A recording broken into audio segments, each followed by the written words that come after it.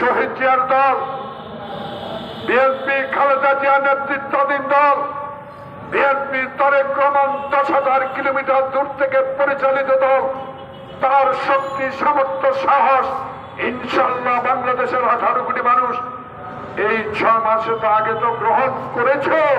এই 6 মাসে তার বক্তব্য গ্রহণ করে স্পষ্ট মানুষ বলে দিয়েছে, আপনি আসুন, নিরপেক্ষ সুষ্ঠু নির্বাচনের মধ্য দিয়ে দেশে নির্বাচিত সরকার হবে। সেই সরকারকে বাংলাদেশের সংবিধান থেকে বৃহৎ আকারের সংস্কার করবে। এখন দরকার শুধু ওই রকিব তাবিদ এবং হুদার মতো নির্বাচন নয়, আমাদের বর্তমান প্রধান নির্বাচন কমিশনের অধীনে মৃত ব্যক্তির ভোট, দিনের ভোট, রাতে নয়, এমন একটি ভোট দিয়ে বাংলাদেশের জনপ্রতিনিধির ক্ষমতা হস্তান্তর করুন। দেখবেন দ্রব্য মূল্যের ঊর্ধ্বগতি বন্ধ হয়ে যাবে। কারণ এখন তো শেখ হাসিনা নাই, এখন তো শেখ হাসিনার প্রেতাত্মা আছে। বিগত দিনে শেখ হাসিনা বলে যারা আমার চাল ডাল চিনির সিন্ডিকেট করে বাংলাদেশের মানুষকে অত্যাচার অবিচার করেছে, কজনকে গ্রেফতার করেছে? তাহলে এরা এখনো জীবিত, এরা এখনো হাসিনার আঁচলে থাকা কিছু কুচক্রিমল সচিবালয়ে যারা বসে আছে, তাদের আঁচলে, শেখ হাসিনার আঁচলে থাকা লোকগুলো এখনো এই রোজার কয়েকদিনে বাকি ষড়যন্ত্র শুরু করেছে। চিনির দাম বাড়িয়ে টাকা জোগাড় করে বোমাকে নিয়ে আবার অস্ত্র কিনে আবার এই সরকারের বিরুদ্ধে ষড়যন্ত্রে লিপ্ত করার ষড়যন্ত্র শুরু হয়েছে। তাই আমাদের স্বরাষ্ট্র উপদেষ্টা মহোদয় সজ্জন মানুষ, অনেস্ট মানুষ, সৎ মানুষ।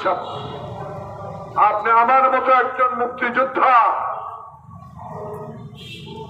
আমি আশা করি আপনি রোজার আর কয়েকদিন বাকি, দ্রব্যমূল্যের ঊর্ধ্বগতি রোধ করা কোনো বিষয় না। উৎপাদকের স্থানে আজকে তারা উৎপাদন করে গুড়ি করে আজকে তারা ফেলে দিচ্ছে মালামাল, আনার সুযোগ নাই। চাঁদাবাজি এখনো চলছে। তাই এসপি ডিসিদেরকে নির্দেশ দেন, যারা উৎপাদকের মূল্য ঢাকা আনতে দেয় না, চট্টগ্রাম, খুলনা, রাজশাহীতে যেতে দেয় না, তারা কেন আনতে পারে না এই বিষয় বের করে রোজার মধ্যে আমার গরিব বাংলাদেশের মানুষদেরকে অন্তত রোজা থাকার ব্যবস্থা করে দেন, যাতে শান্তিতে রোজার মাসটা কাটাতে পারে।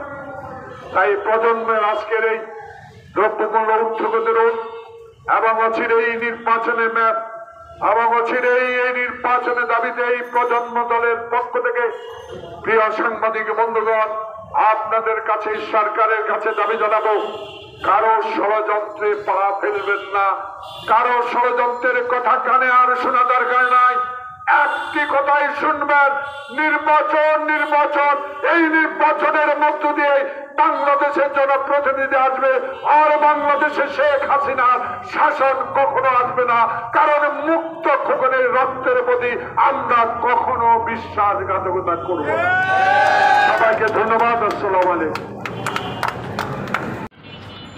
যে মানসিকতা নিয়ে যুদ্ধ করেছিলাম,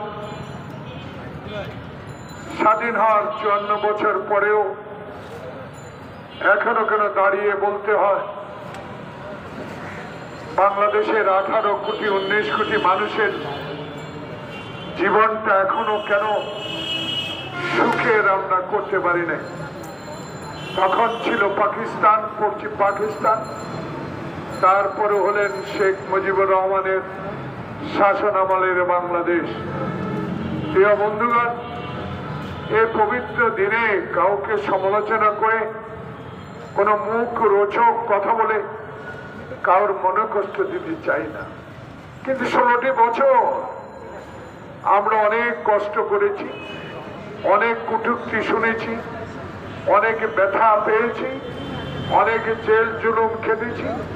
জনগণের কথা বলতে গিয়ে এই প্রেস ক্লাবের সামনে আমার নেতৃবৃন্দ সহ গ্রেপ্তার হয়েছি। তবু কিছু কথা যদি না বলি, আমার প্রজন্ম যারা আজকে মুক্তিযুদ্ধের কথা বলে ইতিহাস থেকে জানতে পারবে আমরাও কিছু কথা বলে গেলাম। প্রিয় বন্ধুগণ, যে দেশের মুক্তিযুদ্ধের ইতিহাসকে সম্পূর্ণ ধ্বংস করে দিয়েছে আজকে ভারতে আশ্রয়কারী শেখ হাসিনা সরকার। বাংলাদেশের মানুষ কশিনকালেও চায় নাই যে শেখ মুজিবুর রহমানের শাসনামলে মুক্তিযুদ্ধের বিষয়ে এবং বাংলাদেশের স্বাধীনতা, বাংলাদেশের গণতন্ত্র, বাংলাদেশের সংবিধানকে তার বাবা সম্পূর্ণভাবে ধ্বংস করে দেবে এই আশা আমরা কখনোই শেখ মুজিবুর রহমানের কাছে আশা করেছিলাম না। কিন্তু আজকে সেই কারণেই যাকে নির্মমভাবে জীবন দিতে হলো, তার একটি মাত্র কারণ ছিল সংবিধান, গণতন্ত্র, মানুষের ভালোবাসার সম্মান যে ব্যক্তি দিতে পারে না সে ব্যক্তি কোনোদিনও বাংলাদেশের ক্ষমতায় থাকতে পারে নাই। তার আরেক প্রমাণ শেখ হাসিনা। শেখ হাসিনা ওয়াজেদ বাংলাদেশে আয়না ঘর বানিয়েছেন আপনি, বাংলাদেশে নির্যাতনের ঘর বানিয়েছেন আপনি, বাংলাদেশের পুলিশকে দলীয়করণ করেছেন আপনি, বাংলাদেশের সুনামকারী সেনাবাহিনীর অস্তিত্বকে ধ্বংস করার জন্য ভারতের রয়ের কথা শুনেছেন আপনি। সেদিন বিটিআর মিটিংতে ভারতের রয়ের কারণে আজকে আপনি বাংলাদেশের সবচেয়ে সম্মানিত বাহিনীকে অসম্মান করে 54 জন ব্যক্তিকে হত্যা করেছিলেন। আজকে সেই শেখ মুজিবের কন্যা বাংলাদেশ থেকে বিতাড়িত হয়েছে খোকন মুগ্ধের রক্তের বিনিময়ে। আজও খোকন মুগ্ধের রক্ত না, শুধু ছাত্র বৈষম্য জনতার আন্দোলনে হাজার হাজার আমার ভাই বোন আজকে পঙ্গুত্ব বরণ করে বাসায় দিন যাপন করছে। আমরা কি কিছু করতে পেরেছি? কিছুই করি নাই। যদি আজকে এই সরকার এই বৈষম্য ছাত্র জনতার আন্দোলনে আহত যারা নিহত হয়েছেন, আহতদেরকে যদি আওয়ামী লীগের 16 বছরের একজন এমপি অর্থ জোগাড় করে এদেরকে সুচিকিৎসা করে দেন, তাহলে আজকে আহতরা চোখের পানি ফেলত না। ব্যর্থ হয়েছেন আপনারা। কজনকে ধরেছেন? রকিব, নুরুল হুদা, আউয়ালের এই 3 নির্বাচনের মধ্য দিয়ে বাংলাদেশের গণতন্ত্র ভোটাধিকারকে যেভাবে এই শেখ হাসিনা সরকার কলঙ্কিত করেছে, সেই 3 নির্বাচনের প্রধান নির্বাচন কমিশনার কি আইনের আওতায় আনতে পেরেছেন? পারেন। তাই আজকে প্রজন্মের দাবি শুধু নির্বাচন নয়, এই প্রজন্মের দাবি ছিল 6 মাস। আপনাদেরকে সময় দেওয়া হলো। ওই 3 বারের নির্বাচনে 900 এমপির মধ্যে মাত্র 41 জনকে গ্রেপ্তার করেছে, আর বাকিগুলো লুটে নিয়েছে বাংলাদেশের সম্পদ, অর্থ।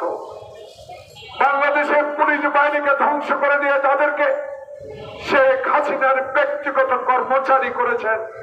তাদের মধ্য থেকে কজনকে ধরেছেন এবং জনগণ এখন আঙ্গুল দিয়ে দেখিয়ে দিচ্ছে সচিবালয়ে বসেও শেখ হাসিনা যারা এই পুলিশ মুক্ত খুবনকে গুলি করেছে, প্ল্যান করেছে, শেখ হাসিনার নির্দেশ শুনেছে, তারাও এখন এই পুলিশ বাহিনীতে কাজ করছে। যদি এদেরকে গ্রেপ্তারের আওতায় আনতে পারতেন, জনগণ আপনাকে অবশ্যই এই জুম্মার দিনে আল্লাহর ঘরে বসে আপনার জন্য দোয়া করবে।